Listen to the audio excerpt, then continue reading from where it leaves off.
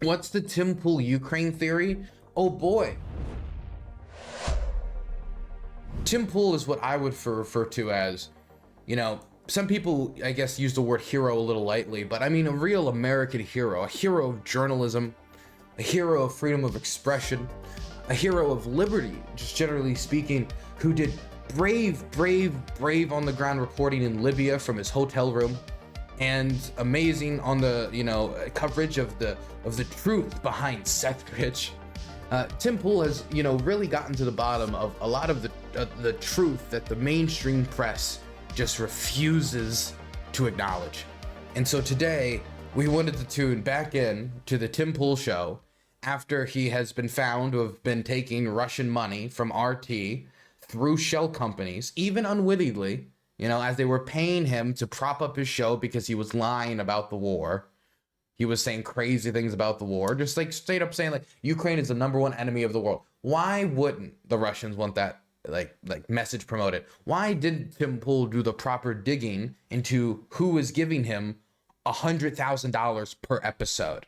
One of those episodes could fund my entire operation in Ukraine for a year. That's a substantial amount of money. Now someone could say, oh, it's not really. But if you are saying it's not really, I think you're honestly just out of touch.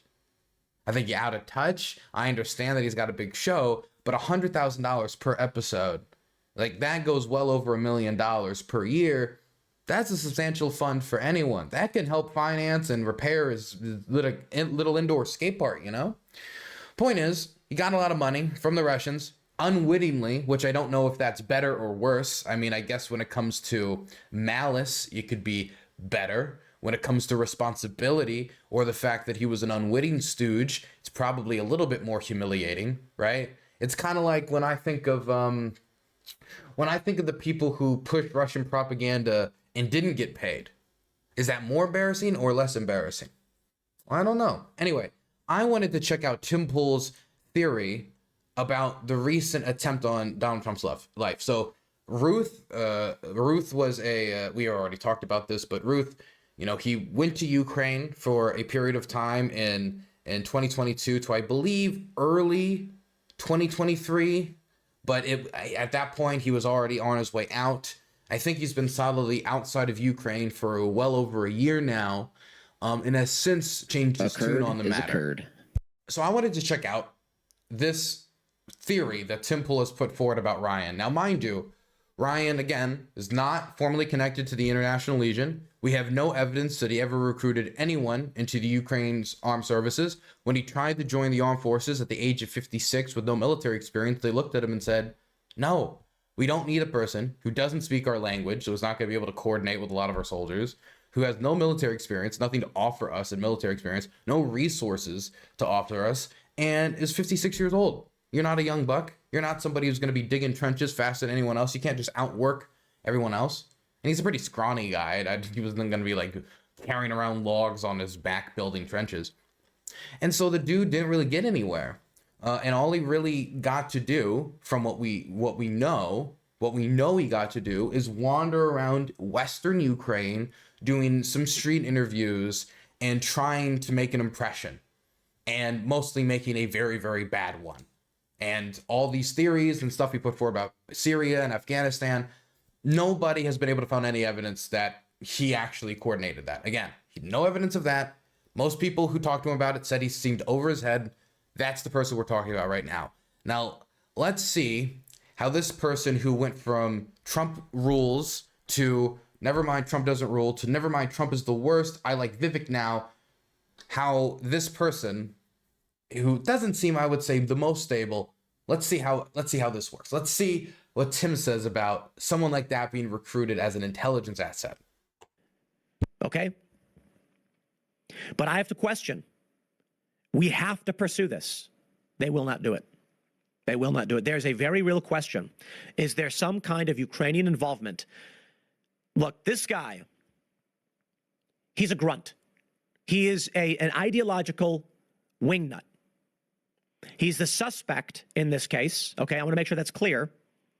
Everybody's reporting his picture, his name, and I want to make sure it's clear. These are allegations, and he's a suspect. Maybe it was somebody else, who knows?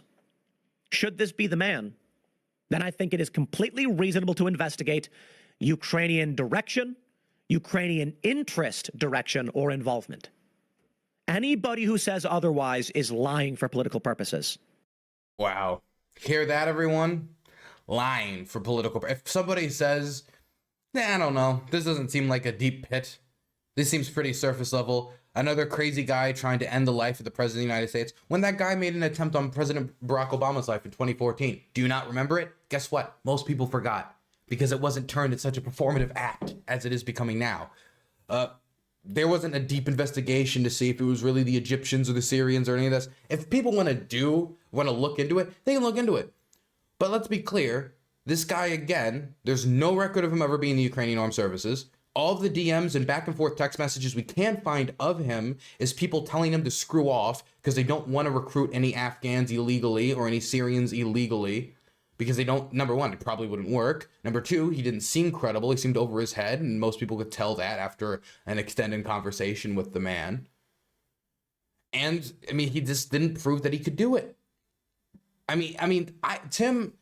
Tim came to Ukraine in 2013, 2014 during Euromaidan. Maybe, he hasn't really followed up about what the country's like since then. But in 2022, there were a lot of foreigners that came to this country. And the truth of the matter is, while there's a lot of foreigners that are really, doing their best to help the country, helping with NGOs, trying to join the armed services because they truly believe that Ukraine has a right to defend itself and this invasion is illegal, immoral, and barbaric. For all of those people, there are also people who are running away from things. There are people with criminal records who don't want to be arrested in their home country, and maybe if they go to Ukraine, they can start anew. There's people who know nothing but violence, know nothing but war, and are just running from war to war to war to war. There's all different types of people. But when we talk about this guy, like the idea of somebody with grand delusions coming into a war zone and making it all about himself, and making him seem like this secret agent man and over-claiming and over-promising, that is not particularly original. That song and dance has been done before. Mr. Foreign Man comes to a country at war, at siege, over-promises, under-delivers, everybody gets angry at him, tells him to screw off. He does, then he changes his tune when the war did not bend and turn towards his interest, his ego, and fluffing him. Because again, if you look at the messages late 2023 he was having with Ukrainian soldiers and recruiters, again, it was mocking them for not getting aid. It was mocking them for the war while he was laughing about being near pretty women in bikinis in Hawaii. Now that does not sound like somebody that is as dedicated to the cause long term as Tim Pool is. Like, oh, this guy was a wing. At the time that he made this attempt on Donald Trump's life, he had not been within Ukraine's borders for a very long time. He had long since burnt a million different bridges to the point that like 4 or 5 months ago, people were tweeting out, don't listen to this guy. This guy's bad. This guy's don't. The International Legion has distanced themselves from them. He was never able to join the armed forces. So how do we treat this guy as anything other than somebody basically engaging in either CIA secret agent, like stolen valor that he's funneling all these people that he can't do? That's what seems like the obvious conclusion here. So Tim Pool is suggesting this as if this is a likely conclusion. And he's even suggesting that the Ukrainians would have a reason to want to do this. Mind you, this guy's been to you. If you were the Ukrainian, you would hire somebody or pay somebody that has no affiliation with Ukraine. You would want to go or has never been to Ukraine, who has never you wouldn't want to hire somebody that is literally online for like a year to 2 years going like, rah, rah, Ukraine, Ukraine. It's not going to be a good image. And as we can see from the fallout of this, it wasn't a good image. And what exactly is the goal here? Kill Trump so J.D. Vance can be the nominee? Is J.D. Vance more pro-Ukraine than Donald Trump? I mean, I guess you could question about whether J.D. Vance would have a better chance of beating someone like Harris than Donald Trump. But, I mean, do the Ukrainians know that? Is that a calculation that we could solidly make? Trump has a lot of baggage. J.D. Vance is very unlikable, but, I mean, is that the calculation? They'd rather bet on the person who's more consistently anti-Ukrainian than even Trump is? It doesn't make sense. So I don't really see the interest here. I don't really see like the risk to reward benefit scenario that the Ukrainians would go forward with this. And I also don't understand if it's all like secret agent or like super duper underground plots, why these guys keep hiring the worst hitmen imaginable who couldn't hit the broadside of a barn. First you get that dude on the roof at the previous Trump rally who had a clear line of sight, still somehow missed. This guy doesn't even get a line of sight of Donald Trump before getting arrested. I mean, we know Ukrainian military intelligence. We've seen them do operations possibly in Syria and Africa. They have used the fitness apps on people's like on their like wristwatches, their like digital wristwatches while jogging for like Russian officers and generals and such in Russia to go in, track their movements, figure out their like running path for their morning routine, send agents and take them out. If that's the type of like if they're doing that, this seems like a far cry just getting caught in the parking lot waiting for like hours, wandering around trying to, you know, find where the president is and even get in the facility. You're gonna need more than, wow, that guy went to Ukraine and he supported you. If it's that simple to be like, huh, we need to look into this, well then, Tim, I mean, we have much more reason to look at you for being a Russian asset as somebody who took hundreds of thousands of dollars from the Russian government through shell companies than we do for this guy. I mean, point is, you have deeper ties, financial ties to the Russian government, even if unwitting, than Routh has to the Ukrainian government. So, I mean, you can say, look into it, but there's nothing, there's no smoke even. If you say, oh, there's smoke, there's fire, there's no smoke. This man's motivations are clear. Now, again, maybe completely independent. He may be thinking he's got to go do it. He's going to go do all these things entirely on his own.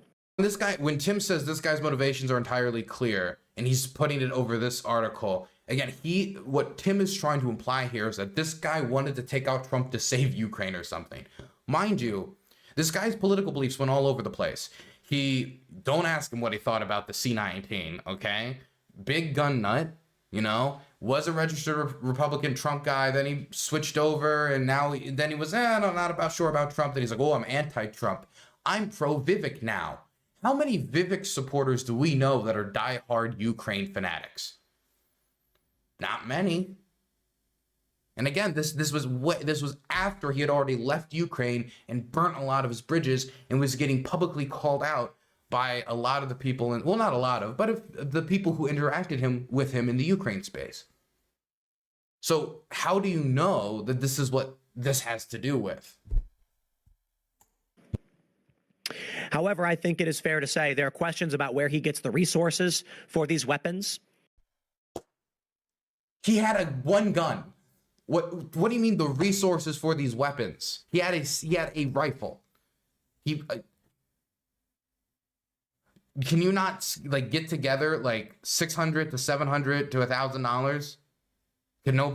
You can borrow it. You can borrow $1,000. If you have not completely garbage credit and you're not like tens of thousands of dollars in debt, you can go borrow $1,000 to $2,000 and get a rifle, especially if you're going to go take out the president of the United States. Then like, who cares?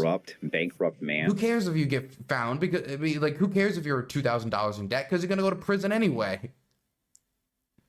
What do you mean? Where did he get the resources for a single rifle?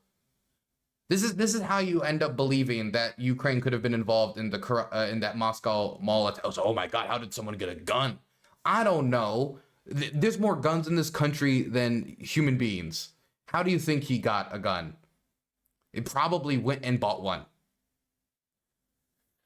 Caliber, thank you so much for the sub. I appreciate it. I don't know what to write here. Every time I open your stream, it tells me to share, and I can't get it to go away. Maybe it'll go away now. No, it will not. Continue to share.